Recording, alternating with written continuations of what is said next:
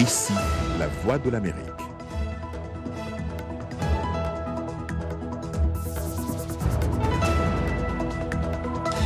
Madame, mademoiselle, monsieur, bonsoir et bienvenue. Jacques Aristide avec vous, ravi de vous retrouver dans Le Monde aujourd'hui. Nous sommes le jeudi 2 juillet 2020.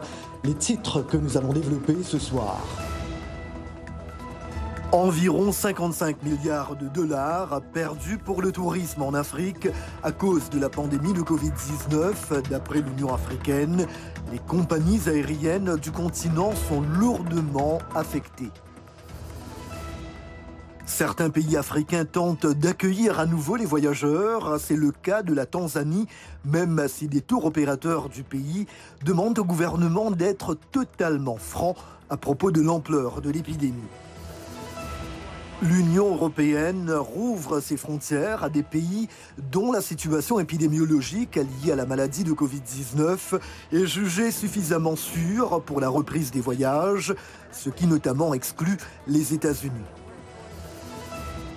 Washington, préoccupé par les conditions du déroulement du référendum constitutionnel en Russie, tenu pour permettre au président Vladimir Poutine de rester au pouvoir jusqu'en 2036. L'Europe appelle Moscou à enquêter sur les irrégularités, tandis que le Kremlin se félicite d'un triomphe.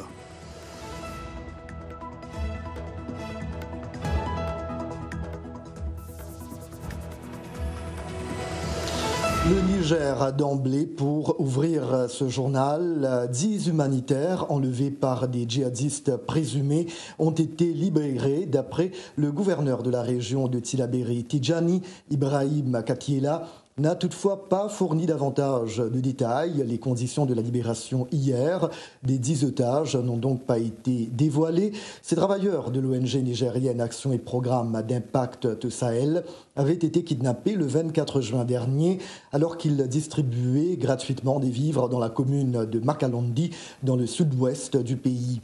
Cette région, proche du Burkina Faso et du Mali, est le théâtre d'attaques régulières et de plus en plus meurtrières des groupes djihadistes. Dans l'actualité également, au Bénin, 9 personnes, dont des militaires, ont été arrêtées et incarcérées sur fond de rumeurs de coup d'État. Ces individus comparaîtront devant la cour de la Criette, un tribunal spécial mis en place sous l'actuel chef de l'État, Patrice Talon.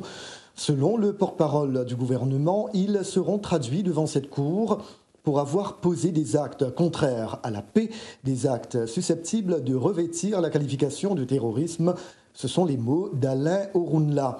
L'information circulait depuis plusieurs jours après la publication par le magazine Jeune Afrique d'un article faisant état d'une tentative de coup d'État avortée.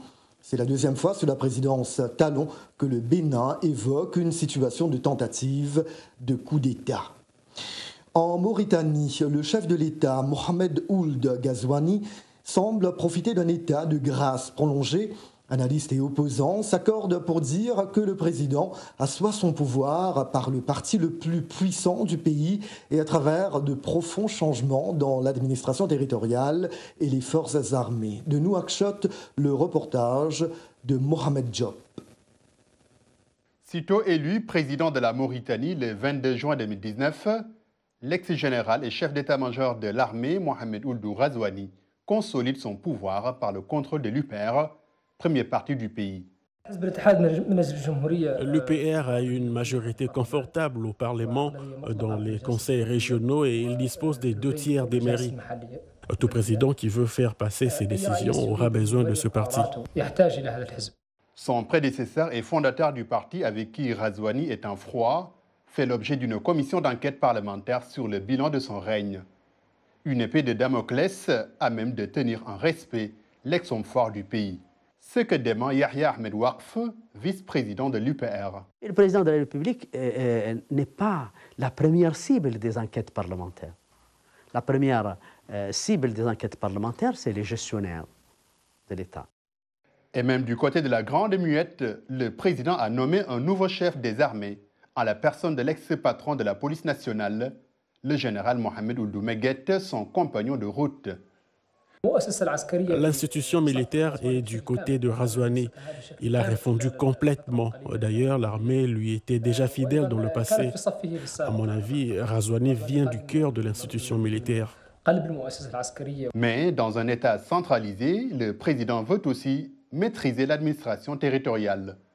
C'est pourquoi il a changé tous les préfets et sous-préfets et les 2 tiers des gouverneurs du pays. Aujourd'hui, par une politique d'ouverture, Razouani fait la paix avec l'opposition.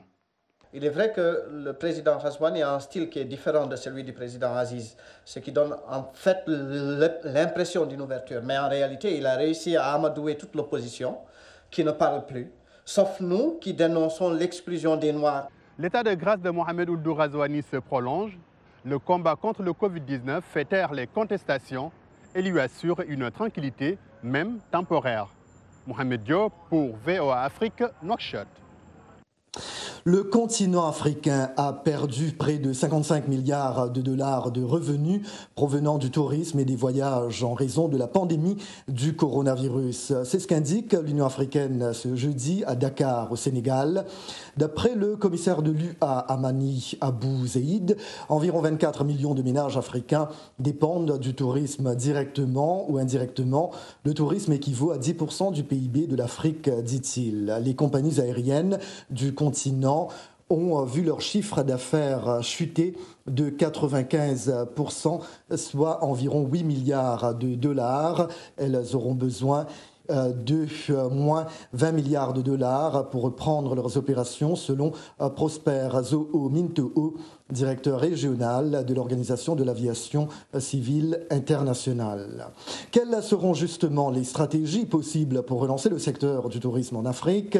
Pour en savoir davantage, Thierry Kaoré s'est entretenu avec Giovanni Valen Sissi, chargé des affaires économiques pour l'Afrique à la CNUSED. C'est la conférence des Nations Unies sur le commerce et le développement. Nous l'écoutons.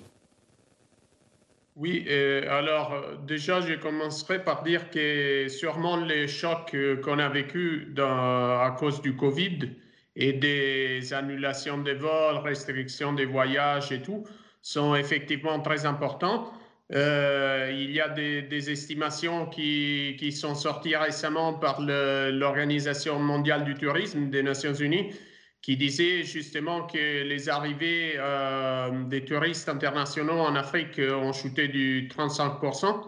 Donc, c'est vraiment des pertes importantes pour les secteurs. En termes de stratégie, disons, à mon avis, il y a 4 piliers sur lesquels moi, je pense qu'il faudrait vraiment investir. Bien sûr, c'est important, compatiblement, bien sûr, avec les exigences à niveau de santé, de réouvrir peu à peu, graduellement, les frontières. En même temps, il s'avère aussi, à mon avis, que ça, c'est une mesure qui aura un effet seulement si c'est fait sur les 2 côtés. C'est-à-dire, par exemple, l'Europe, maintenant, elle a réouvert les frontières qui est pour 15 pays. Donc, j'imagine que jusque-là, il n'y aura pas autant de touristes européens qui pourront aller en Égypte si le voyage de retour va être compliqué.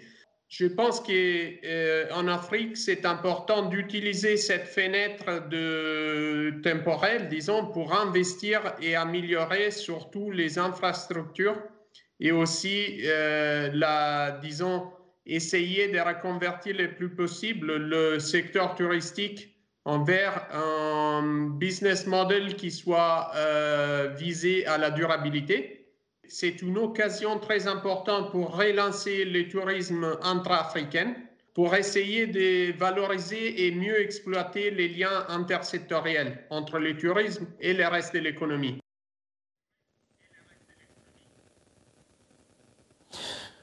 Pour sa part, la Tanzanie a décidé de rouvrir ses frontières pour sauver l'industrie du tourisme après que le président John Magufuli a déclaré qu'il n'y avait plus de cas de Covid-19 dans le pays. L'annonce a été saluée par de nombreux membres de ce secteur qui étaient à l'arrêt depuis le début de la pandémie. Des tours opérateurs craignent toutefois que le manque d'informations sur l'ampleur de l'épidémie dans le pays n'éloigne les voyageurs des contrées tanzaniennes. Charles Kombe s'est rendu à Morogoro. Dilidiko raconte.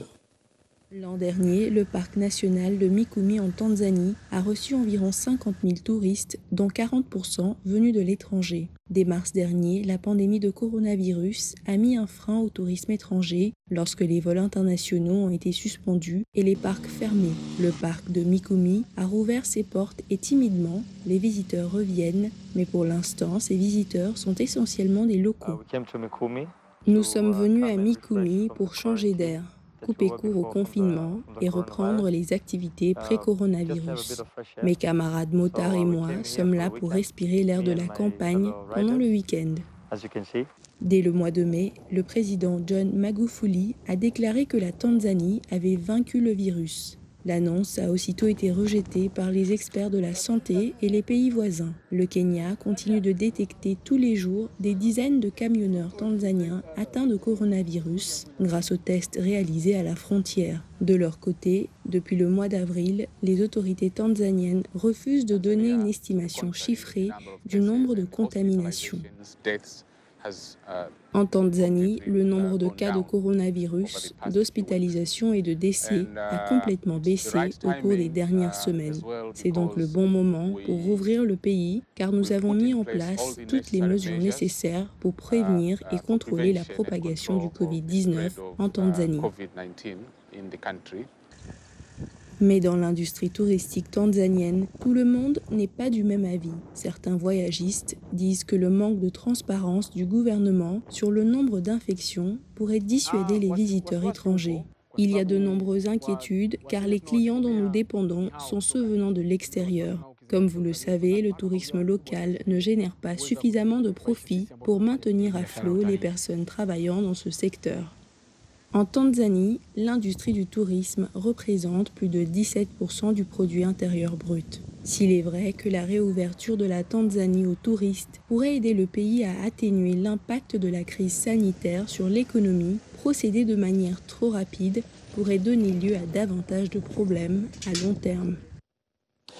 Je vous le disais, en début de semaine, l'Union européenne a rouvert ses frontières à 15 pays dont la situation épidémiologique est jugée satisfaisante, ce qui exclut les États-Unis. Le reportage de Lisa Bryant à Paris est traduit par Idriss Fall. Le récit est de Lionel Gaïma.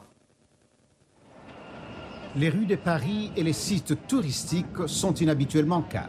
Les touristes locaux sont là, mais avec les interdictions de voyager, il y a peu d'étrangers et pas d'Américains. Ce fut un grand choc découvrir au mois de mars que tout a été annulé. Toutes les personnes qui devaient venir pour les vacances de Pâques, tous ceux qui allaient venir l'été et même ceux qui allaient venir en septembre, tous les voyages ont été annulés. Le tourisme est une manne pour Paris. Il emploie près de 10% de la main-d'œuvre de la région. Les touristes américains sont très prisés à travers l'Europe, qui accueille environ 15 millions de voyageurs étrangers chaque année. Les touristes américains sont super. Honnêtement, je pense qu'ils sont les meilleurs. Ils adorent Paris, ils sont fous de la France, ils sont très enchantés par la vie, la nourriture, la scène et par la beauté de l'architecture. Pour l'heure, les Américains ne sont pas sous la liste des voyageurs autorisés par l'Union européenne. Bruxelles promet de revoir cette liste régulièrement, en ajoutant ou en enlevant des pays en fonction de leur situation sanitaire. En juin, le secrétaire d'État américain Mike Pompeo a déclaré que les États-Unis travaillent avec l'Union européenne pour une ouverture des frontières en toute sécurité. Je pense que nous prenons tous au sérieux la nécessité de trouver le moyen d'ouvrir. Nous devons relancer l'économie mondiale. Nous allons travailler pour bien faire les choses. Nous voulons nous assurer que tout soit fondé sur la science, sur la santé. Fixer les restrictions de voyage n'a pas été simple. Lorsque l'Europe est devenue l'épicentre de la pandémie en mars, Washington a interdit les visiteurs européens. Bruxelles a rendu pareil à présent que les cas diminuent dans les pays européens et augmentent dans certaines parties de l'Amérique. D'une certaine manière, cela peut être considéré comme une explication que l'Europe n'a pas été très impressionnée par les mesures prises par les États-Unis. Mais il y a aussi une certaine réciprocité. Si les États-Unis maintiennent leur interdiction pour les Européens, nous garderons également la nôtre. Quelle que soit la direction que prendront les relations transatlantiques, beaucoup de Parisiens, les tenanciers de bars et restaurants en particulier, espèrent et attendent vivement le retour des Américains. Le président Vladimir Poutine a remercié ce jeudi ses compatriotes d'avoir validé largement une réforme l'autorisant à rester au pouvoir jusqu'en 2036, un scrutin critiqué par l'Occident et qualifié de mensonge par l'opposition. Compte rendu, Gabi Dorsil. Un véritable plébiscite en faveur des réformes de Vladimir Poutine, puisque le vote, étalé sur une semaine, s'est conclu sur une victoire du oui à près de 78% et un taux de participation autour de 65%. Je ne suis pas contre Vladimir Poutine, je suis pour lui. Le pays a prospéré depuis qu'il est arrivé au pouvoir. Ceux qui ont vécu à l'époque de Yeltsin et ceux qui se souviennent de Gorbatchev comprendront de quoi je parle. Vladimir Poutine n'est malheureusement pas éternel, mais la Constitution sera avec nous pendant très longtemps. Le porte-parole du Kremlin, Dmitri Peskov, a fait savoir que ce référendum triomphal est un important vote de confiance envers le président Poutine. Mais l'opposant Alexei Navalny a qualifié les résultats d'énormes mensonges, appelant ses partisans à se mobiliser pour les prochaines élections régionales en septembre. À Saint-Pétersbourg, une quarantaine de manifestants se sont rassemblés pour dire non à la réforme constitutionnelle. Ma voix est ici, je veux que tout le monde l'entende. Je n'ai pas besoin d'un vote secret dont personne ne saura jamais les résultats et je ne pourrai d'ailleurs prouver à personne que j'ai voté contre ce texte. Donc en étant là, tout le monde voit et sait que je suis contre.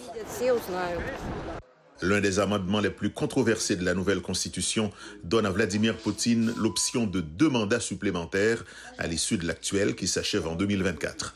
Il aura ainsi la possibilité de rester au Kremlin jusqu'en 2036, l'année de ses 84 ans. La révision introduit aussi dans la Constitution des principes conservateurs chers au président Poutine, tels que la foi en Dieu, le mariage réservé aux hétérosexuels, l'enseignement patriotique, ainsi que les garanties sociales comme l'indexation des retraites. Cet électeur qui a voté en faveur du nouveau texte explique que les Russes ont leur propre façon de faire les choses.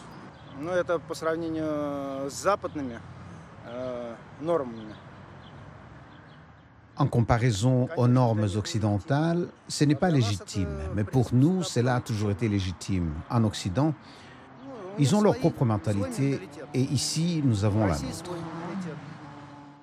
Dans un communiqué, l'ONG Golos, spécialisée dans l'observation des élections, dit avoir reçu plus de 2100 signalements de possibles violations, notamment des cas de fonctionnaires contraints de se rendre aux urnes. L'Union européenne a invité la Russie à enquêter sur ces irrégularités et les États-Unis se sont dit préoccupés par les conditions du déroulement du référendum constitutionnel en Russie. Votre journal, c'est bien évidemment Le Monde aujourd'hui, revient dans quelques petits instants.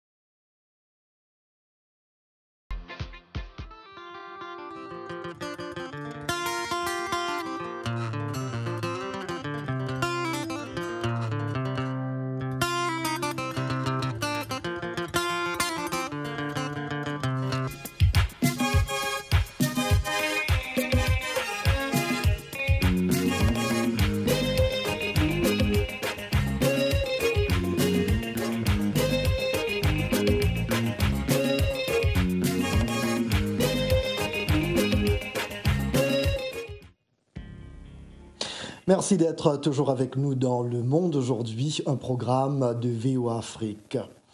Ce jeudi, comme tous les jeudis d'ailleurs, nous vous invitons à suivre notre rubrique consacrée à la santé.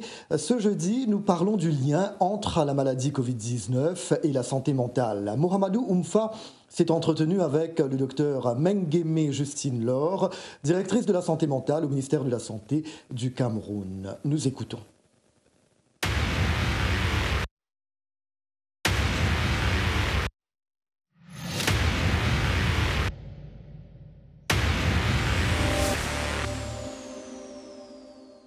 nous observons que le plus gros de la problématique, un peu de la Covid dans notre contexte, est mental. Et les problèmes de santé mentale que l'on a, c'est dans un premier temps le mal-être, avec la peur, cette peur, la psychose, comme on a l'habitude de l'appeler, et ces états d'hypervigilance, ces états d'angoisse, ces états de panique, effectivement.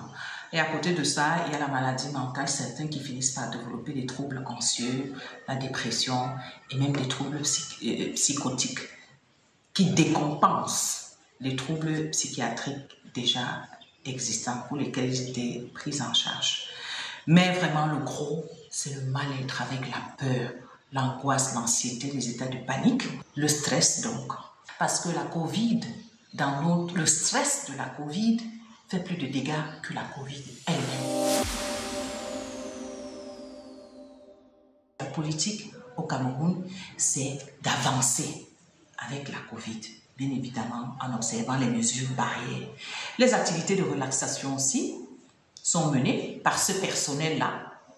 Et c'est un service qui est aussi offert aux cas suspects, ceux qui viennent se prélever, afin de leur permettre de vivre sereinement cette pandémie. Et en ce qui concerne les cas positifs qui sont hospitalisés ou en isolement, un soutien psychologique est systématique. Maintenant, en termes de solutions, de perspectives, la communication gouvernementale a été orientée en cette deuxième phase, troisième phase, sur la gestion du stress, sur la nécessité de changer de comportement, de vivre sereinement cette période. Donc, la communication a été réorientée en faveur du volet vraiment santé mentale, bien-être. Et également, un numéro vert en collaboration avec la Croix-Rouge, le 1511, a été mis sur pied pour l'assistance psychologique. En ce qui concerne le personnel soignant lui-même, il est briefé sur les premiers secours psychologiques, la confidentialité et la gestion du stress. Donc, on capacite ce personnel pour pouvoir gérer son stress et aider l'autre à gérer son stress. À côté de ça, on a des activités de débriefing. Donc, on crée des espaces pour que ces individus, ces personnels puissent verbaliser leurs émotions, leurs colères, leurs frustrations, se libérer pour pouvoir avancer. Nous poursuivons ce journal, cap maintenant sur l'Éthiopie, où la fondation Badr aide les personnes vulnérables, du fait notamment de la vulnérabilité, notamment de la pandémie de coronavirus, en leur trouvant des familles sponsors en ville. Arzouma Kompaoré. Dans un quartier pauvre d'Addis Abeba, Zahra Moudésir, ses 2 jeunes enfants et son frère au chômage parcourent un album photo rempli de souvenirs de moments plus heureux. Le mari de Zahra l'a abandonnée alors qu'elle était enceinte de son fils Khalid. Peu de temps après, elle a découvert qu'elle était séropositive. Puis vint le cancer du sein. C'est énorme pour moi. Je n'ai pas d'argent pour payer le loyer, je n'ai pas d'emploi car je suis toujours malade et mon frère est également sans emploi. Par conséquent, c'est énorme pour moi. C'est beaucoup. Pourquoi? Je me demande toujours comment je vais payer le loyer et nourrir mes enfants. Cette aide m'a beaucoup soulagé. J'ai même récupéré beaucoup de ma santé après qu'ils ont commencé à me rendre visite. Je ne pouvais pas m'asseoir avant comme ça. Le projet a été mis en place en mai par la fondation Badr, une ONG éthiopienne qui se concentre sur l'aide aux plus vulnérables de la société.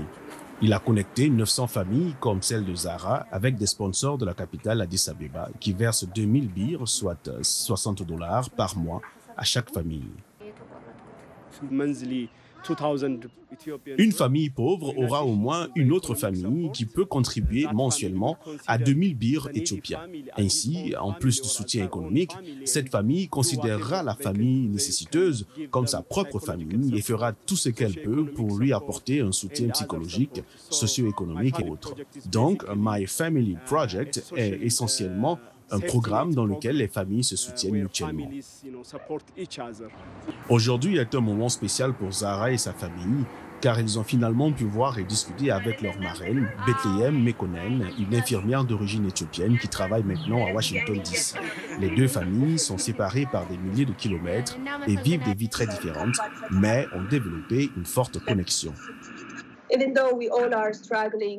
Même si nous luttons tous partout dans le monde, ce que je pense, c'est qu'il y a des gens qui souffrent plus que nous ici. Nous sommes donc responsables en essayant d'aider et soutenir autant que possible.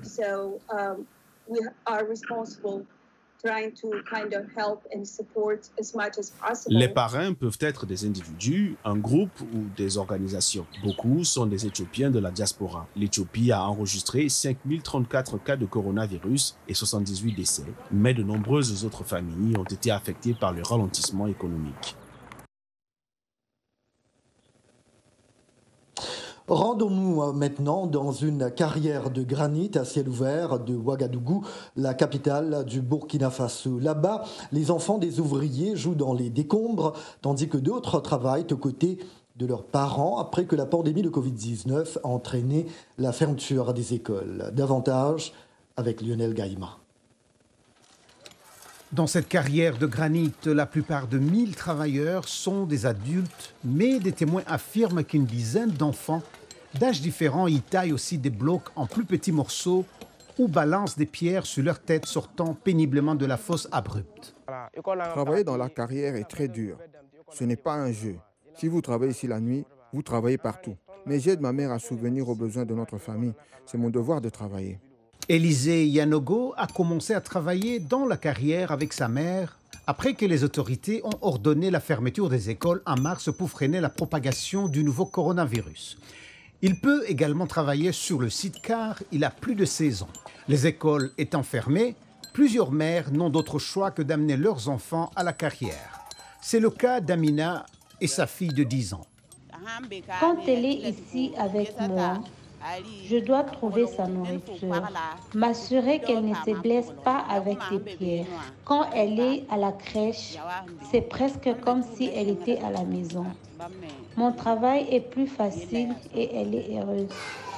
Si les enfants de travailleurs ont entre 3 ans et 6 ans, leurs parents peuvent les laisser à la crèche de la carrière où ils jouent ensemble dans un environnement plus sûr. La crèche a été ouverte en 2005 par un groupe local qui aide les enfants et les jeunes travailleurs. Elle est dirigée par Abdoul Kabré, un enseignant qui travaillait auparavant dans la carrière lui-même. Il a commencé à l'âge de 12 ans.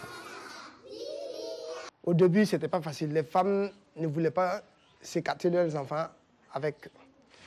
Donc, c'était un peu difficile de dire les femmes de venir déposer les enfants et puis aller travailler. Les femmes ne voulaient pas accepter. Donc, c'était difficile. Mais vu les années qui se sont écoulées, c'est eux-mêmes maintenant qui viennent demander quand elles seront ouvertes. Donc, ce qui veut dire que nous, même en étant en congé, les femmes ne veulent pas que nous on parte en congé parce que les enfants les dérangent dans leur lieu de travail. Selon un rapport de 2018 du Bureau américain des affaires internationales du travail, malgré la loi, quelques 42% des enfants burkinabés âgés de 5 à 14 ans se livrent à une forme quelconque de travail, notamment des travaux pénibles dans les carrières, les mines d'or et les champs de coton.